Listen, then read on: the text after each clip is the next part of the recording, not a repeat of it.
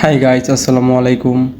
আজকে এই ভিডিওতে আমি আপনাদেরকে দেখাবো কিভাবে একটি মোবাইল যদি হ্যাং বা স্লো হয়ে যায় তখন কি করণীয় বা কি করা যায়।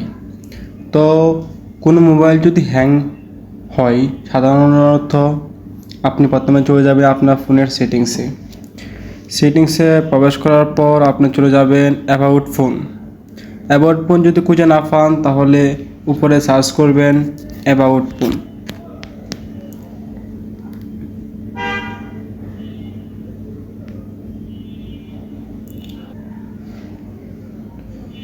আপনি চলে যাবেন রিস্টার্ট, সবার নিচে রিস্টার্ট লেখায় ক্লিক করবেন, তারপর রিস্টার্ট অল সেটিং এখানে ক্লিক করবেন। রিস্টার্ট সেটিং, তারপর আপনার ফোনের যে লক আছে ওই লকটা দিলেই আপনার ফোন অটোমেটিক রিস্টার্ট হয়ে যাবে। চলে যাবেন আবার সার্চ বক্সে যা লিখবেন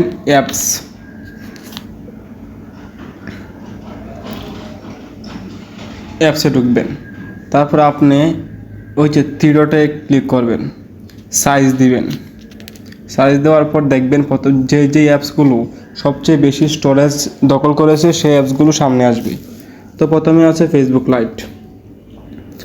লাইটের উপর ক্লিক করবেন, তারপর স্টোরেজে ক্লিক করার পর দেখবেন আছে আপনার ফোনের 18 MB ক্যাশ দখল করে আছে। তো আপনি কী করবেন, এই যে ক্লিয়ার ক্যাশের উপর ক্লিক করবেন, এই যে 0 হয়ে গেছে। এভাবে আপনি প্রত্যেকটি অ্যাপসের ক্যাশগুলো রিলেট করবেন, আপনার ফোনের স্টোরেজ ক্লিয়ার হবে। তারপর আপনি সবসময় এই যে আপনার যে ব্যাকগ্রাউন্ডে কোনো অ্যাপস রাখবেন না, ব্যাকগ্রাউন্ড অ্যাপসগুলো সবসময় ক্লিন রাখবেন।